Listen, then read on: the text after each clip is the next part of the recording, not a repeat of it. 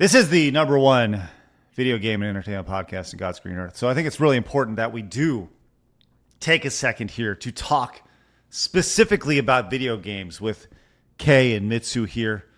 Kay, did you see the update that's coming to Fable? I saw one picture. Here it is. This is Did what they you fix need it? to know. They did. What? Yes. What? No, they didn't fix it. Yeah. Oh. Go ahead, Blabs. Well, I'm confused as to why you're saying they fixed it. What do you mean they fixed it? By all means, go ahead. Anyway, that's a different character. Oh. By fixing it means they're fixing their marketing.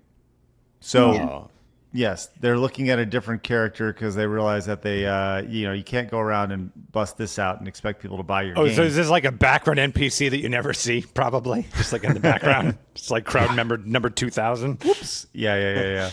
So yes, we have that, and Vera reported on this. Let's just get a couple seconds of Vera here as she talks about this. Because that is an upgrade if it was. Woo. Yeah. Okay, we'll get to Vera here in a second. Here's the upcoming right here. They got a little bit more when it comes to this. Just a little update on Fable. Big old Gamescom live stream coming up soon.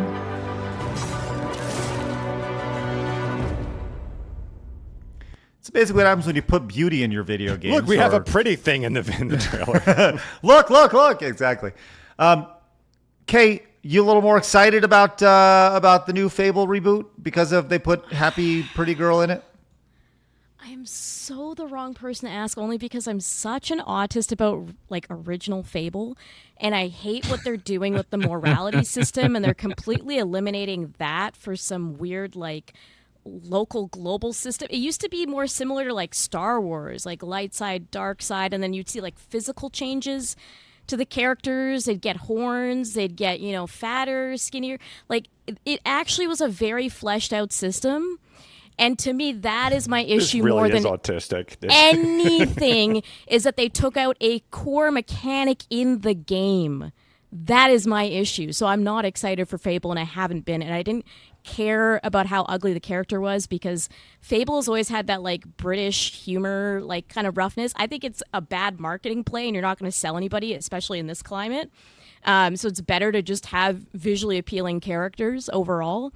But really, it's the mechanic change that's bothering me. So I'm not excited for Fable. No. Mitsu, you a Fable guy? I'm sorry. I guess I realized I have autism. I'm finding that everyone around me has autism. I don't. Because everything Kay said is a big issue of what I have with the game too. Because that morality system was so important. Well, was that what Craig asked though? I thought he was just talking more specifically. Craig, was that the question? It wasn't the question. That wasn't the question. To be clear, I'm not calling. Was the question if I'm excited about Fable because there's a hotter character Yes, now? that was the question. Well, I'm still not. It doesn't matter to me because there's other games I can play with hot characters in it. So I'm not excited for Fable because they destroyed the idea of Fable, and it's now a generic RPG instead of an actual Fable game. To me, that is more significant. I agree with people that we should have hot characters in video games. It's fantasy. I am all for that. Make the tits as big as possible, but at the end of the day, I'm playing a game for its gameplay, and you have fundamentally destroyed what Fable is about. That is my autism with this. So no, I'm not more excited, even if the character is slightly more attractive, because I have a billion games I can play with attractive characters. I've been out for decades now. I don't need them to do it, but good on them for making a character look better for marketing. To piggyback off of what Kay is saying, Fable's always been a series where the lead developer, the lead designer was Peter Molyneux, and that man promised the moon and the stars and everything above. He said Fable, the original Fable, was going to be, if you can, I think this was a direct quote, if you can see it, you can go to it, was one of the things that he said in the promotional lead up to everything.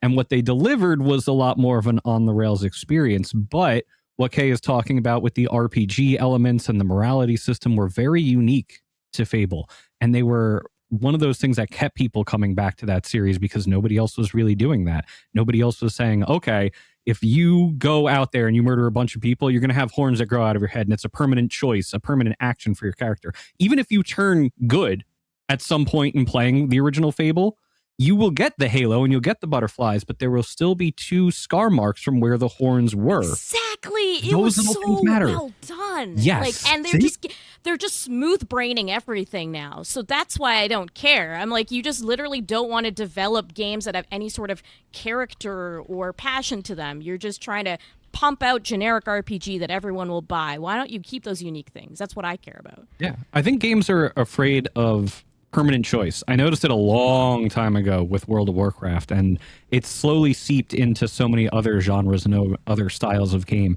where they tried to mitigate, because if we go even further back to like EverQuest, you choose your race. Your race actually matters with your skill points when you start. Plus it also matters for who likes you and who doesn't. So there's permanent choices even right at the start of the game that influence your interactions with the game for the rest of the game.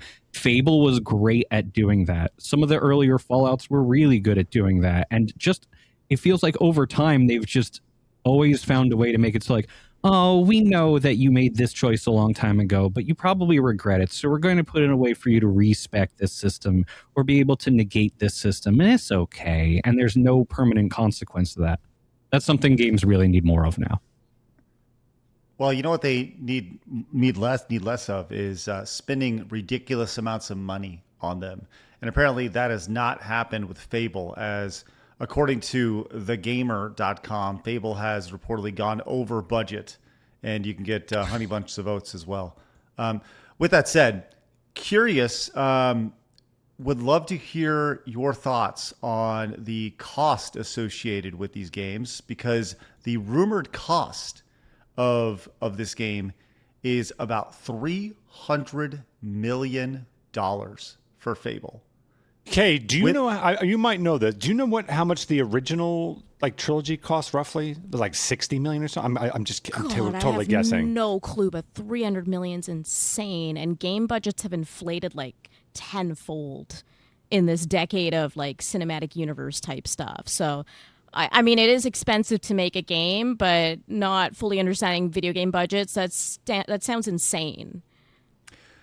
So to put that in perspective, the game after marketing would need to sell between 8 and 12 million copies to break even.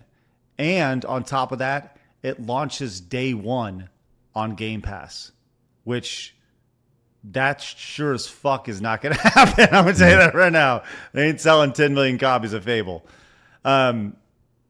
So there's that, which is pretty amazing. Maybe it was part of their Game Pass strategy, because they bought up a whole bunch of developers when they did the Bethesda swing and all that stuff to put out content so they could throw it on Game Pass and keep jacking the costs up on Game Pass, which they recently had to lower it because nobody was subscribing to it anymore. Well, you know, the one thing you will be able to play it on, not just it's going to be on multi-platform, PlayStation 5 and PC. So that could potentially help offset things.